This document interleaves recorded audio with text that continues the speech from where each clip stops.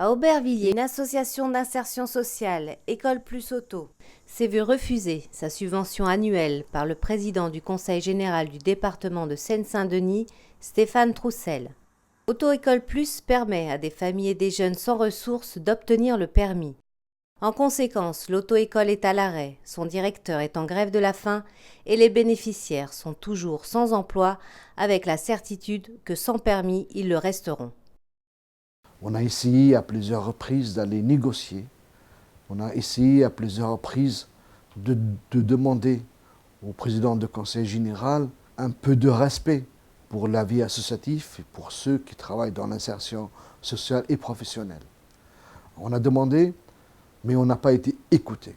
Avec cette grève de la faim, on a voulu presque un cri de secours et un cri de révolte aussi, pour dire au président du Conseil général qu'il arrête cette décision injuste. Avant tout, elle va toucher les jeunes de nos quartiers et les bénéficiaires du RSA. On reçoit chaque année à peu près 100 bénéficiaires du RSA et jeunes parents que nous le formons. À peu près, il y a une subvention autour de 150 000 euros. Le permis, ça ouvre des perspectives. Quand on a une mère de famille qui a son permis, elle est beaucoup plus libre dans l'espace. Elle sort de la cité, elle sort du quartier, elle montre un exemple positif à la famille. Et je pense que l'échange il va être beaucoup plus positif. Et une maman, elle peut donner un exemple positif à sa famille. Et moi, j'ai vu à plusieurs reprises comment que le permis de conduire, il a changé la vie de beaucoup des gens de nos quartiers populaires. Est-ce parce que M. Tlili a été élu conseiller municipal sur une liste Front de gauche au détriment du Parti socialiste dans lequel Stéphane Troussel est adhérent? Pour l'instant, des tracts du Parti socialiste circulent sur Aubervilliers incriminant M. Tlili et son auto-école. Quand ils nous ont envoyé la lettre de refus, ils nous avancent deux choses. Ils nous avancent, c'est vu le contexte financier, c'est pourquoi ils ont décidé de nous enlever la subvention. Et aussi, quand ils disent aussi, ce sont les résultats de nos actions. Ils prétendent que nous avons un résultat de 10%.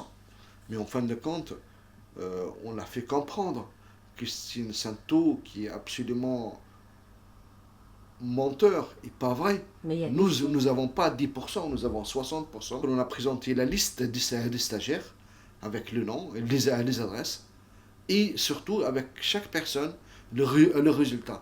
Ce sont des résultats vérifiables. Le Conseil général aussi, il a cette liste et il a le résultat. Lors de nombreux soutiens individuels et associatifs, l'Union générale tunisienne du travail, l'un des prix Nobel de la paix 2015, a tenu à envoyer l'un de ses émissaires auprès de M. Tlili. Pour une boîte qui a 25 ans de service, qui a un taux de réussite de 60%, comment on arrive à enlever ça, j'arrive pas à comprendre. Nous sommes au 11e jour de grève et une délégation a rencontré le directeur du cabinet du Conseil général, Nicolas Nordman, qui accepte de réouvrir les négociations. 5e ville la plus pauvre de France, Aubervilliers souffre de ses coupes budgétaires. Des associations vont disparaître, et plus particulièrement celles qui œuvrent en faveur du droit des pauvres et des immigrés à leur pleine citoyenneté. On est en droit de se demander vers qui ces gens pourront se tourner.